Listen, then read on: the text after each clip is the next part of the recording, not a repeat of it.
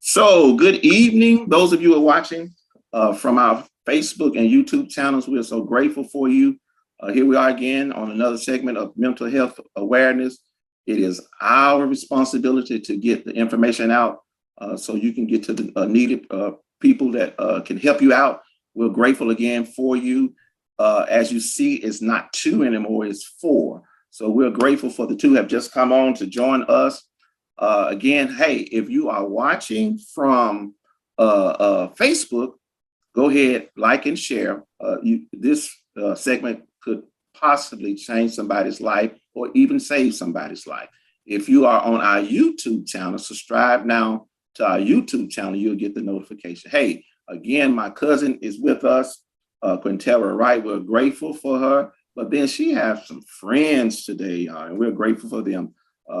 Ebony and Michelle is with us today. So, hey, let's let them introduce themselves. So, Ebony, go ahead, introduce yourself. Tell us who you are. What do you do? Hi, everyone. My name is Ebony Bethea. I'm actually in the social work field in Atlanta, Georgia. I've been doing this for the last I'm going to say over 10 years because I don't want to tell my age.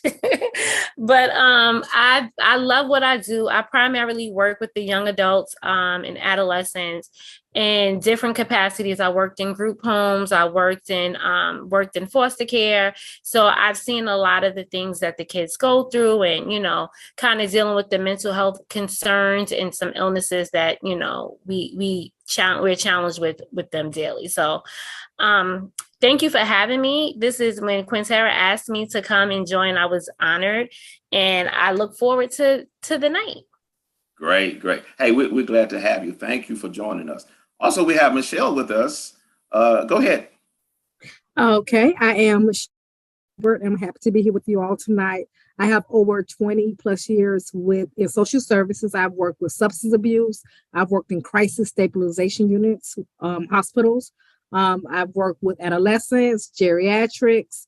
So I've been all over the place. I work with Grady Mental Health as well in Atlanta, Georgia. And I look forward to talking to y'all tonight. So you've been everywhere. Yes, I have. So Quinterra, she's a regular, y'all. Everybody know Quinterra. Quinterra, they have put the job on me because everybody calls me now concerning their mental health issues, and I'm like, look, y'all call Quinterra. I'm not. I'm just the host. So Quinterra, again, we've been talking about suicide for the last couple of weeks, and a lot of people have reached out, but then some people want to remain anonymous concerning it. And I don't know if you know, I think I shared this with Ebony, Michelle, and yourself, the fact that there was a young lady just this week in our community who was found by a creek and she attempted suicide. So again, we're seeing how real it is and how much challenge we are to get this information out, especially again in our Black community. So Quinterra, just recap what we talked about on last week. We were talking about suicide on last week. I know it's a touchy subject, but it's also an elephant in the room, and I think every elephant in the room needs to be addressed. Most definitely. Suicide is a very heavy topic, but it's much needed, especially as, there's been a lot of awareness around mental health. There's been a lot of conversation around it now where people feel more enlightened to share their stories with their family members on social media. But just to recap a little bit of what we, discussed on last week, we talked about resources for our teenage young children who are in school, and just being able to provide resources for them. In the state of Mississippi, according to the CDC, there were 411 deaths that were teenage youth in 2020.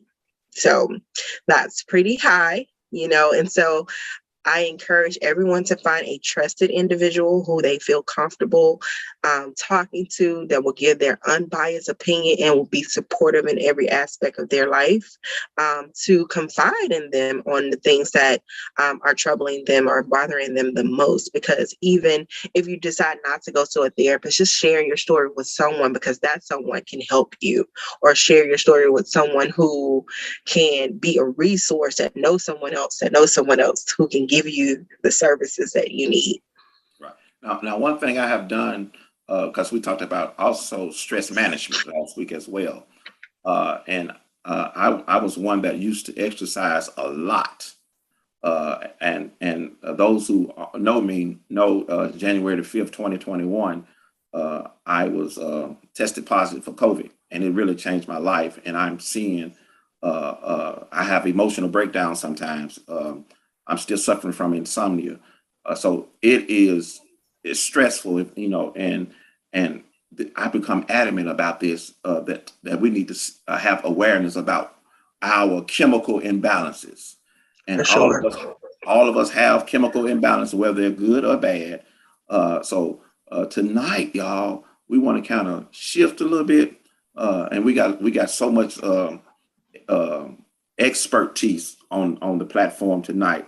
I'm just the messenger, but they're going to give you the message for real. Hey, so we want to talk about trauma, and Michelle, let's start with you, because what is trauma, and then we'll ask the question, what does trauma look like?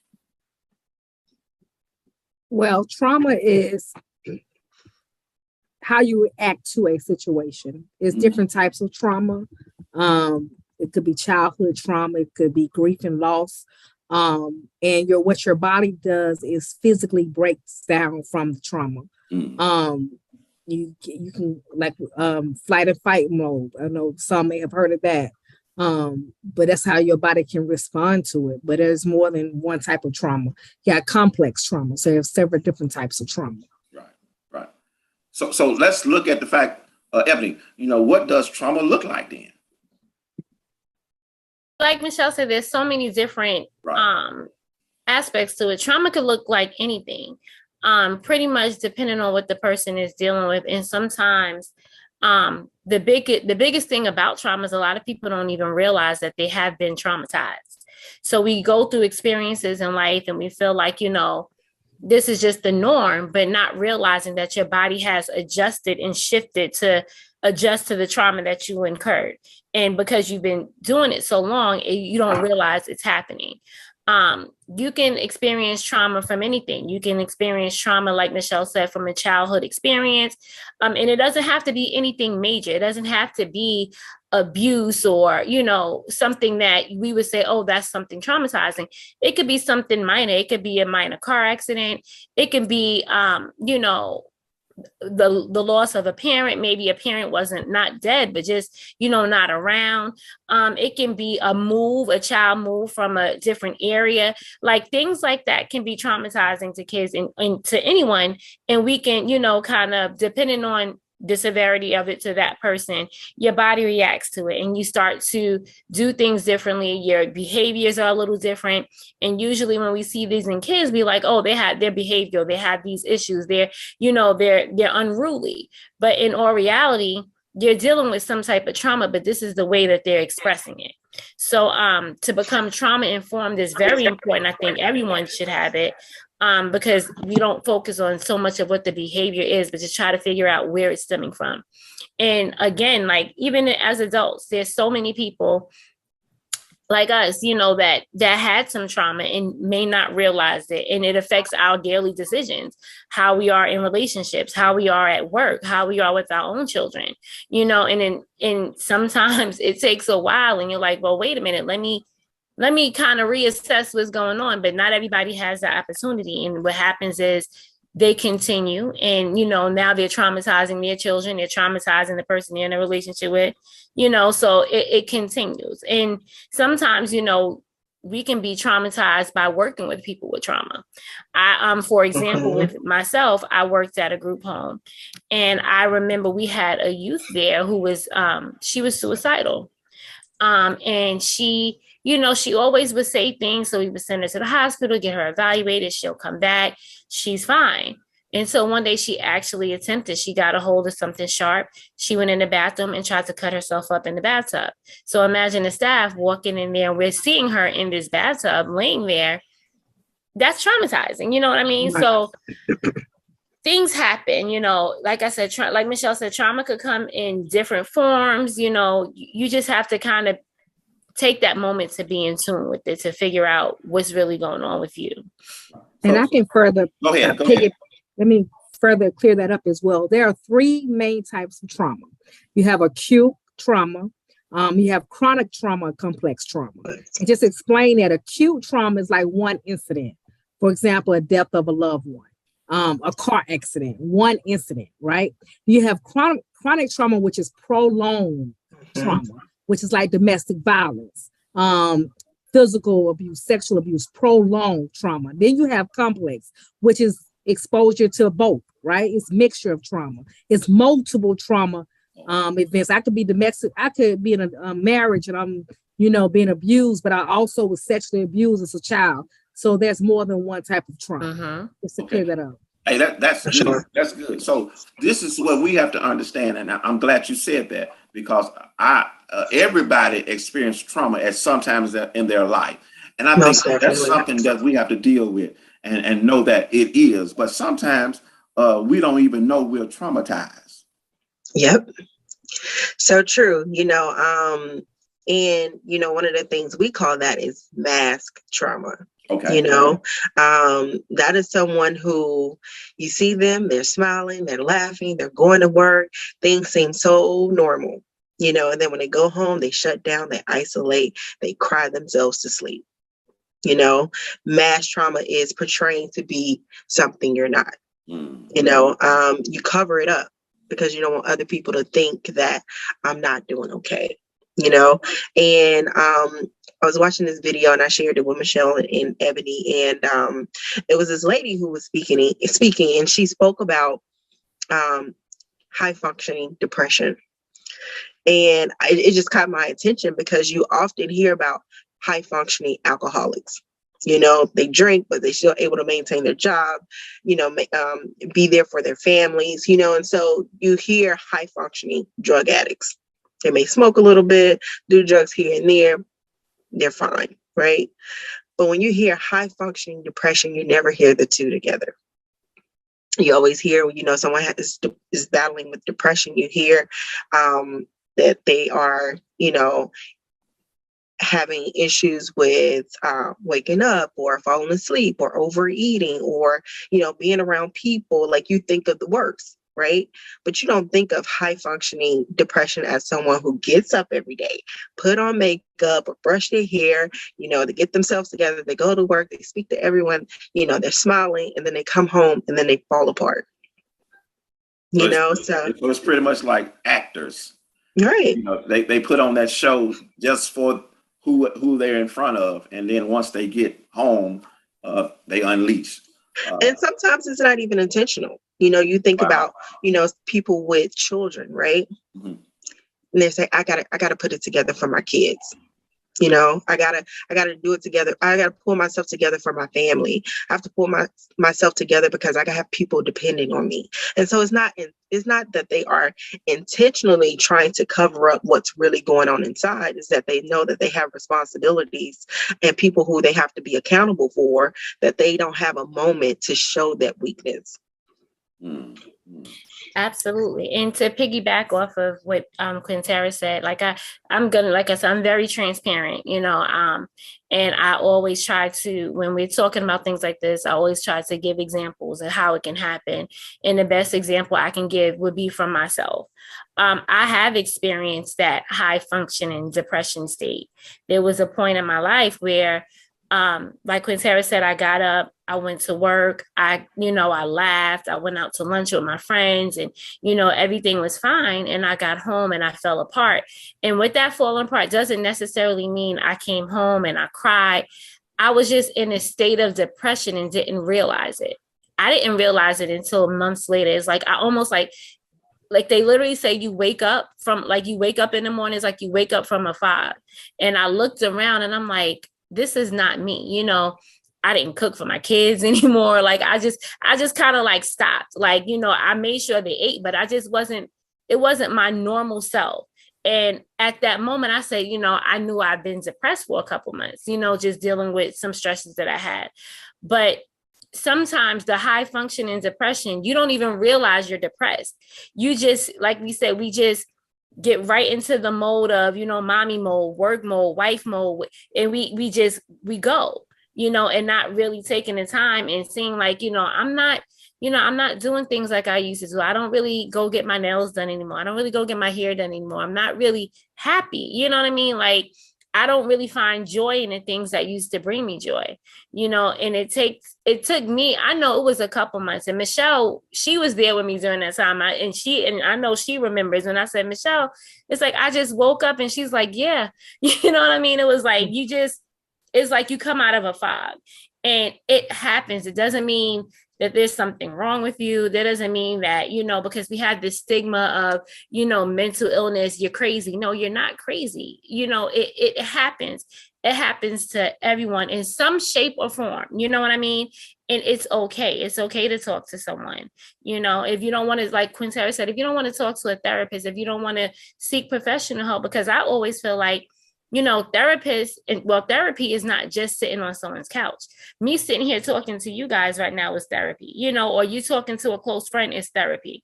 You don't have to go through it alone, So that's just something I wanted to, talk about and hopefully help someone else. So Ebony, let me ask you this. And we're gonna, Michelle, I can see you got some coming.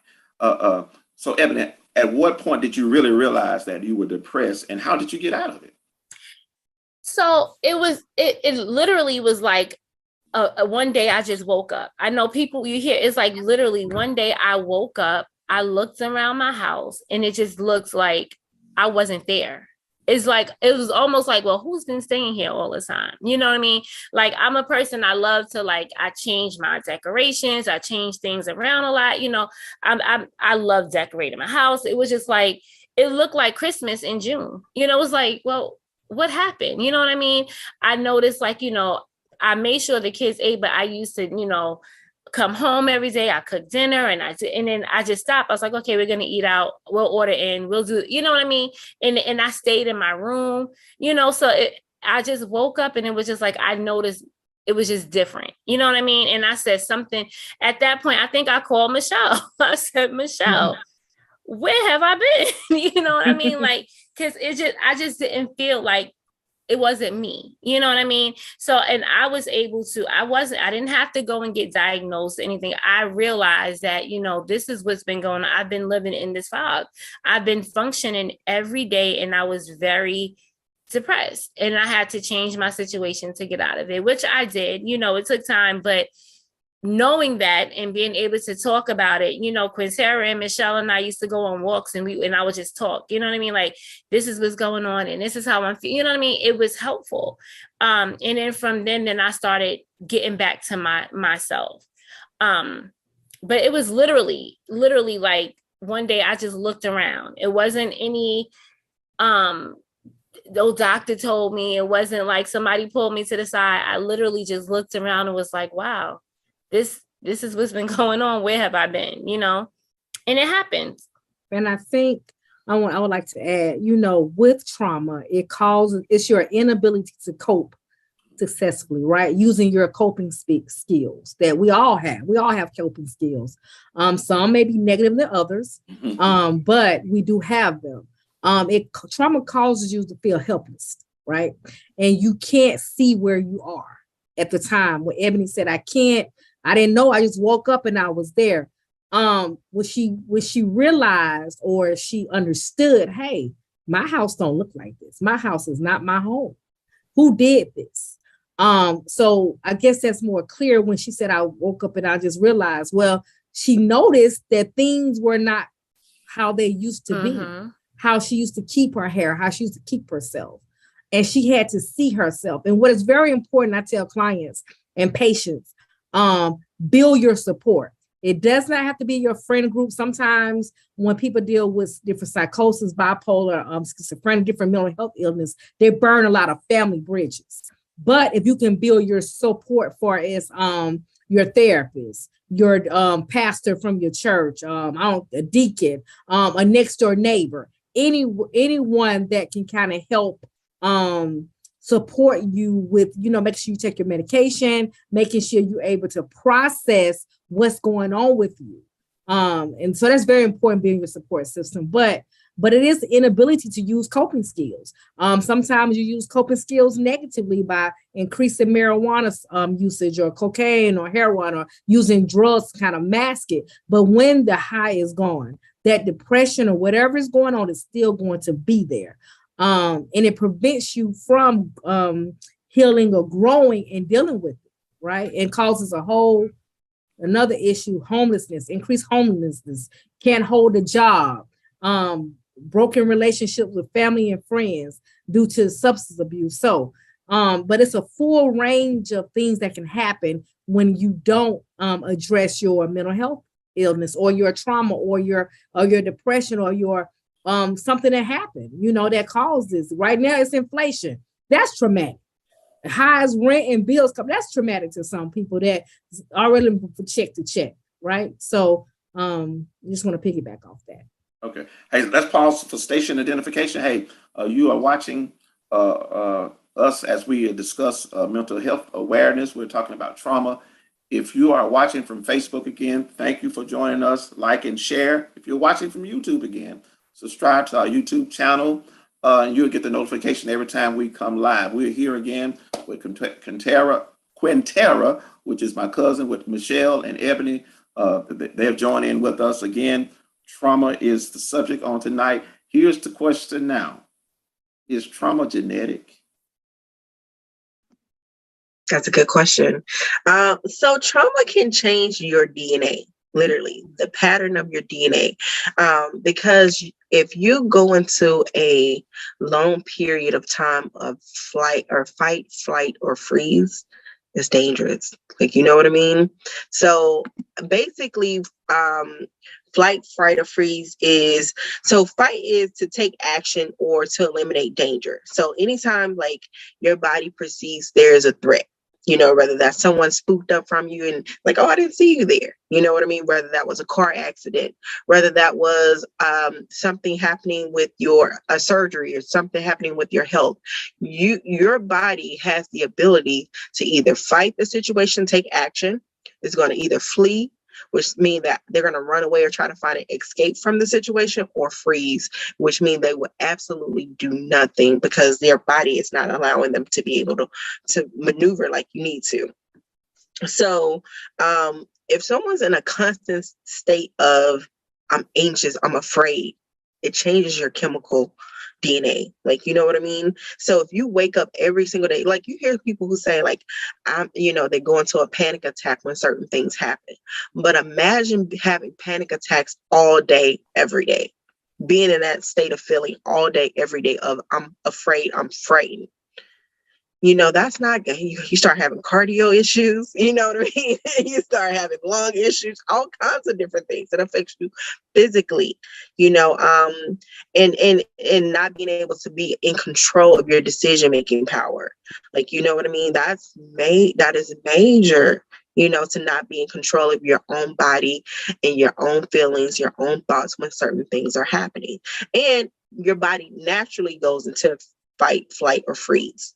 Because sometimes you say you're in an accident, right? And you're trying to move away from the accident to avoid the accident from happening, right? And then some people say, I just froze. Imagine being in a state of just freezing for a whole day. Or imagine being in a state of, a person got into the accident, didn't have insurance, they have a suspended license, and then they ran away from the situation. So imagine feeling like you had to run away on a daily because you didn't have insurance, you were on a suspended license. That affects your body, that affects your emotions and how you think and how you regulate yourself. So your body can have a chemical, you can change the DNA pattern because of trauma. And there is current research that backs that up, that you can pass that to your offspring with trauma, like extreme stress. That's why they tell moms that are carrying with child, monitor your stress, because that the baby can feel the heart rate change and all that stuff, and the hormones and that good stuff that's released when you are stressed. There are certain hormones, not good hormones, that's released when you stress. So according to research, there is research that shows that trauma it can be genetic. It can be passed to the next generation. Right. And also, I know we asked earlier, the biggest thing is, what does it actually look like? And is, trying to explain it is kind of difficult, but if you notice that there's certain things that you feel more than normal, like if you're always in a state of denial, feeling shocked or disbelief, if you're confused about things, if you feel like you withdrawn from people, you don't want to be around people, you're feeling anger, have mood swings, or being irritable all the time, feeling guilty or feeling shameful about certain things, feeling hopeless.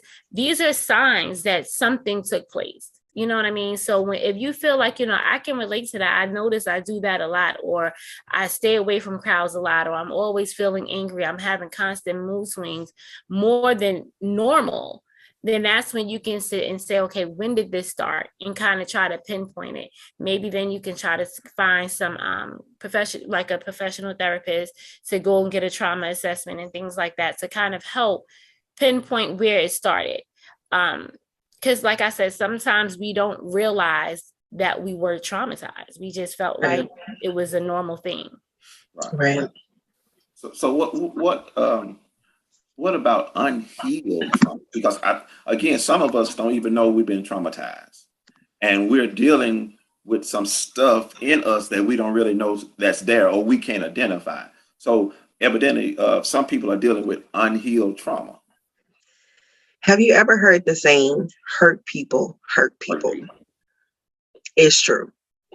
And even if someone haven't really dealt with that unhealed trauma, whether that was something that happened in their childhood or something that happened a couple of years ago, it literally affects every interaction you have with every person you meet. And though sometimes it can be indirectly or directly affecting that individual. And so, unhealed trauma. A lot of people sometimes say, oh, that happened a couple of years ago, I'm good. Like those things don't bother me no more until they're triggered again, and so if you haven't really dealt with what those things were that traumatized you in your younger age or traumatized you a couple of years ago, then those things will continue to trigger you every single time something occurs. Literally. And what that looks like, Quinterra, just to put back off you, that looks like nightmares, right? You can have nightmares. You can have maybe confusion, difficulties with holding job. You're like, where did this come from? Like, why I can't have a job? Why when something happened at work, I go off. I'm triggered easily, right? Guilt, self-blame for something. You have issues with because I've heard women say, I don't deal with women. I don't mess with women. Well, let's research that. Maybe you need to talk to someone to explore what happened in your childhood were you bullied as a teenager? Like, why don't you deal with women? They say they messy, but not everybody's messy. Maybe we want to kind of explore that a little bit. You feel disconnected and you disconnect from people. You can't be with certain groups. All this can stem from unhealed trauma. Oh, wow. Now, I noticed now, I don't know if I shared this with you too, but last month, I took what I call a sabbatical. I took 2 weeks off from preaching because I found myself at that point where it felt like I didn't have hope. I lost my joy, and I wanted to put myself back in a position that I didn't hurt my family because again, hurt people. So that was one thing I did. I just got away from everything to get back where I'm at. And I'm just grateful because, I wanted to be in a position. I knew that I was about to break. So I had to take a break. And I was just grateful for the church allowing me to do that because it was much needed. And then here we are again, we're still talking about mental health awareness. And the issue is this: we all still have issues because there is some unhealed trauma from past experience. Yes. That again, Quinterra talked about the fact that, hey, it can be something from your past. You think you've got over it, but it just takes something to trigger it again, and boom, there you go again. Right. So once you identify that there is trauma, here's my question: what do you do? You examine it. You get help. Oh, Yeah. right. Examine it and get help. I think I put something in the chat. You can share that. But you can speak to a counselor, someone that you don't, because sometimes we feel more comfortable with speaking with strangers than we do people that's connected to us. So I put some information in chat, Quinterra, if you want to share it, but it's you text this number, you can talk to someone anywhere within the United States, right? You could talk to a crisis counselor. They kind of, process your feelings, but definitely seek help, definitely get help as quick as possible.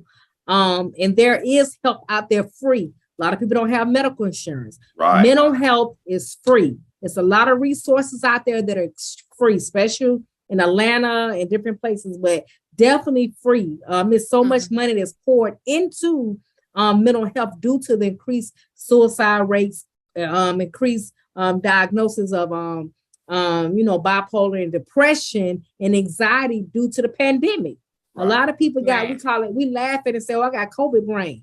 Your brain is really foggy because I had COVID. I can't remember a freaking thing for the last few months. It really happens. Right. Absolutely. So it's money that's been poured into, the state, federal, or whatever. I don't know what level, but helps with mental health, and there's no cost. There's no cost.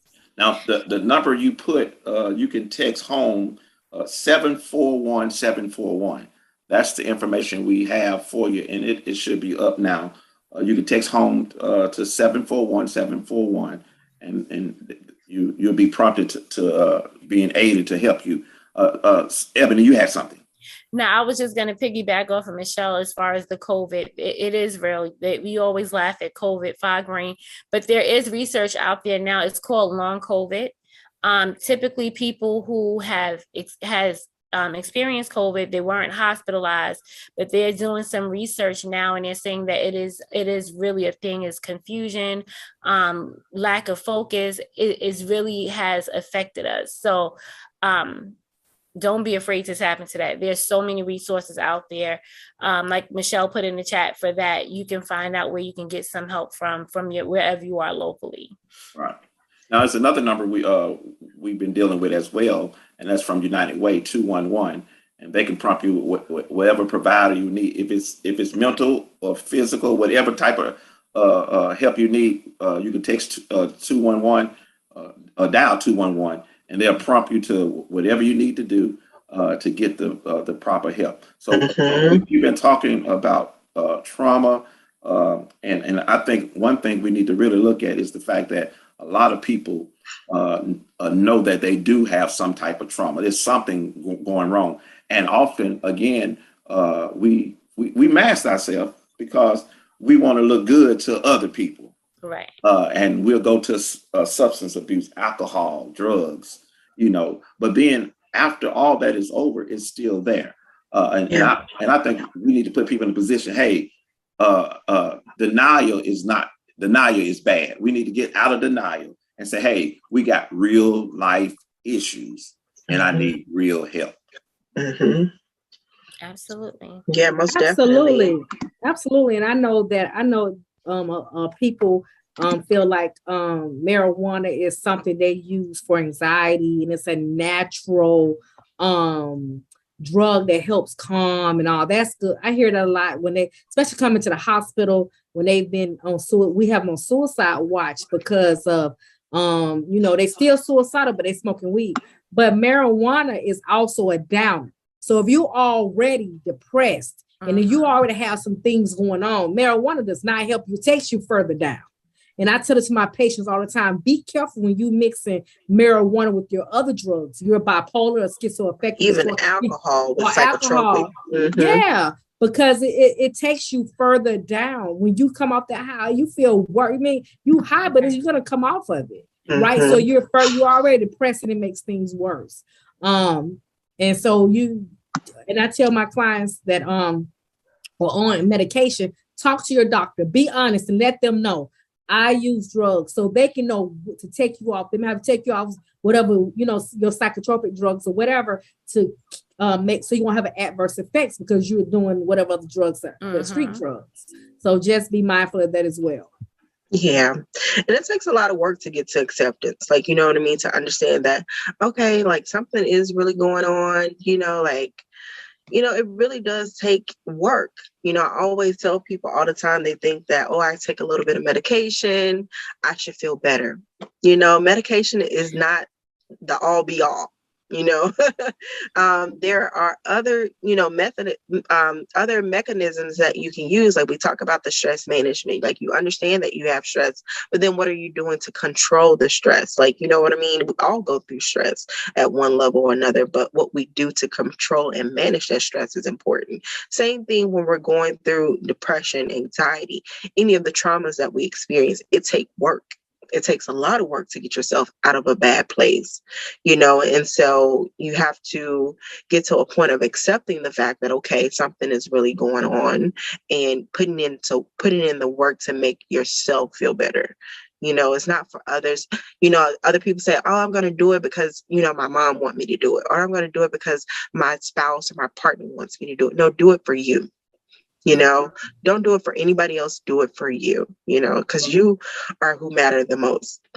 Absolutely. And Quinterra, I like what you said too, because we always say that, medication is not a miracle drug. It's not going to change everything that happened, and it goes back to the trauma. So that's why I always recommend to, even when the youth that I work with, even though you take your medication, you have to go to therapy, because we have to figure out where this root is coming from. Because if you continue to take the medication and don't identify where that root is, you're going to still continue in that same pattern. And again, like we were saying, like certain things that you realize as far as like, like Michelle said, not able to keep a job. also in your relationships. If you notice that you're bouncing from relationship to relationship, for men, if you're feeling like, you can't really trust women, and you're with someone and you feel like you care about them, but then you continue, to cheat or do things like that, that can be a result of something that you've experienced. So this is just how you're reacting, so that's also another thing to look at. It's not, I always I want to make sure people understand it's not always going to be such upfront things to say, oh no, I've never been abused, or I've never been in a car accident, so I don't have trauma. But you've been cheated on, you've been, you know what I mean? Like, you've been let down, you had some trust things. So that's traumatic as well. So, just also don't sweep those minor things under the rug, because they become major things. Like you said, hurt people. So now you're in a relationship with someone, you haven't dealt with your trauma, and now you're hurting them and you're traumatizing them. So just try to be mindful of those things as well. And then another thing you hear too is heal people. So when you come to that point of acceptance of you've gotten yourself out of that dark place and you're really working towards having good mental health, then you have the ability to help someone else. So heal people can heal people too, just as much as hurt people can hurt people. And I want to add, I'm not pro medication and I'm not against medication. But I do strongly suggest coping skills, be it walking, reading. Self-care is very important when you're dealing with depression or anxiety. When you exercise, you release good hormones, also good eating habits. That helps, because high carb foods, high sugar foods, it fogs your brain. It does. Right? About me. It increases it, meat and all that. Look, all that. You need to read and do some research. That is so true. Good food that helps promote good feeling, right? Good healthy feeling and healthy eating, y'all. I know I may sound like a hypocrite right now, because I'm trying to work on that myself. But there's research out there that shows the benefits of good healthy food on the mental health. It's not all about medication. Yoga, relaxing the mind, deep breathing at night. If you have issues sleeping at night, something, people try to pop a melatonin, that didn't work for me. But you can listen to different sounds that kind of help trigger. Yeah. But me, I also listen to the Bible, and I know that's sad, but it puts me to sleep. But it just something that soothes you, and it's for the comfort, right? It's the comfort. Right. Depends on your faith. Right. It depends on, but some people listen to raindrops or rain or songs. When I work with young people, I have them when they, high in anxiety and we're in the hospital setting, we cut on soothing music, allow them to color, right? Coloring really helps. Some people journal. Some people don't like to write, but a lot of people like to color. Like, go back to when you were 5 years old or 2 years old and you just scribble, get it out. We also teach tearing paper, like write something down how you feel and just tear it up or burn it if you don't want us to see it. Just develop some coping skills. Right. When you said that, Michelle, I thought about my daughter. She's in the choir at church, and one day we actually sat down and I asked her the question. I say, how have you been dealing with being in this pandemic? And, everybody just gave an answer. And my daughter's very soft-spoken, and she says, well, I write in my journal. And then she says, when I finish writing, I ball the paper up and throw it away. I was like, what? But that was her way of coping. So again, like you were saying, we all have the ability to cope. We just learn how to exercise coping skills. So I thought that was good. And one thing I do, I read a lot, and I wasn't tripping about the fact that you go to sleep on the Bible, because I've actually done that. And here comes Jesus. Right. It's soothing. Right. Absolutely. So we have to do what works for us. Yes. And what works for you might not work for me, but exactly what works for you. Now, one of the things I've been doing lately, like 8 o'clock at night, it started getting dark. and I might just go up and down my street walking. And by the time I'm finished, I'm like 4.5 miles of walking. And I feel so much better, so much that's released off me. And you can actually feel it, coming off. Yeah, it's in those endorphins. It's off, endorphins, yeah. So the catch is this. You got to do work. So again, I'm not fond of medicine. So I've been taking Z-Quil for the last couple of days. Don't work. My wife popped those gummies. I call them gummies. I can take those gummies like it's candy. But she has a contract with her pillow.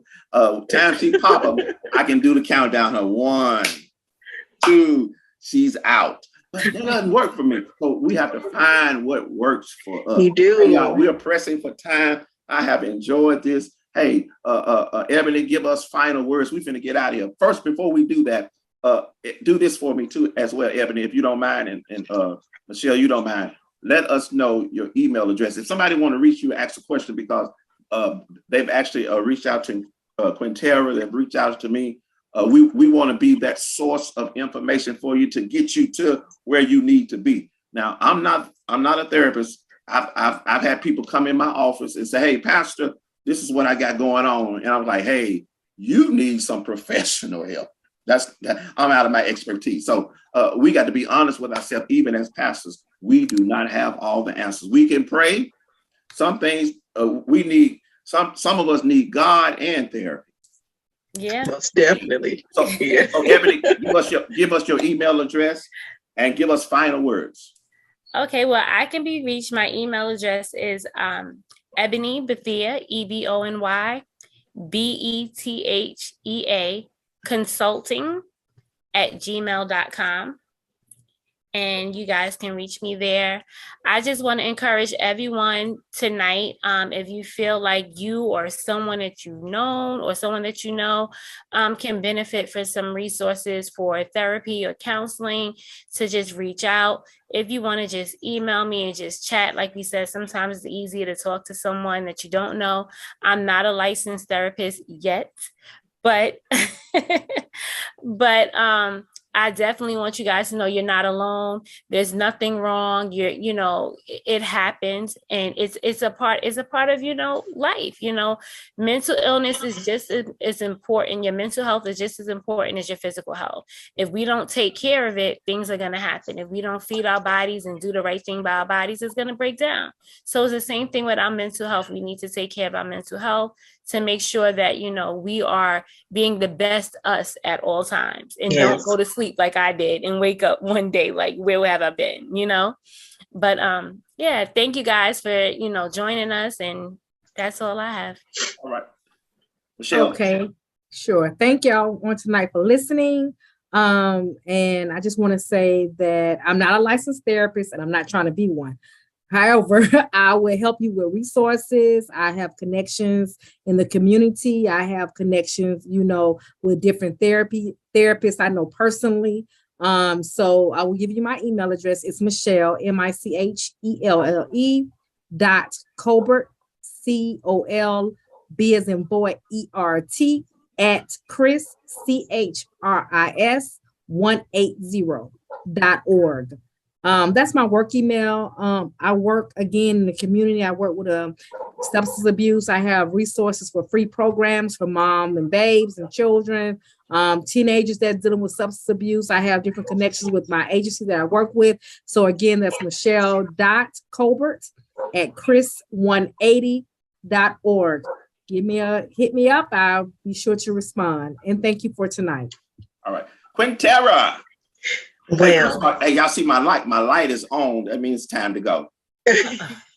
All right, Quinterra, final words. I just want to say thank you. It has been a pleasure, being able to do this work. I always say being in the mental health field is mission driven.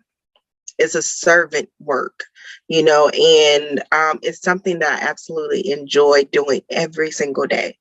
And being able to do this for the past 9 years has been so rewarding, and I've learned so much, and I continue to learn every single day. But I urge everyone to find, whatever it is to help them get through whatever situation that they're going through. Find a trusted friend, go out, get those walks, make sure you're eating good. You know what I mean? And so like, there's so many different things that we can do to get ourselves back to a good space, and it just requires work, but I definitely appreciate you all. I appreciate Ebony and Michelle. They are, my support system. I love these women to death. I really, really do. I appreciate them so much. Yeah, so thank you. Thank you, Pastor Wright. So look, let me say this. I have some friends that I want to shout out to them, because they, like you said, y'all been one another's support. I have a support system as well. My pastor is actually one of my best friends, Myron Holmes. We want to shout out to him. If I got anything going on, I can definitely call him. He cuts it straight. Derek Fields, another pastor friend of mine. Anwar Carter, another pastor friend of mine. Frederick Price is another friend of mine. And Tarek Williams. I can call those guys at any time. And here's the thing too. It's not about being judgmental. It's about us, hey, let's find out what the problem is and let's get the proper help. And that's where we are. So, hey, you've been watching Mental Health Awareness with Timothy Wright and Quinterra Wright, along with my newfound friends, Ebony and Michelle. So we're so grateful. Thank you for joining us. And it is our desire that we'll see you next week. Hey, rest well. Enjoy the rest of your week. Good night. Thank you. Good night.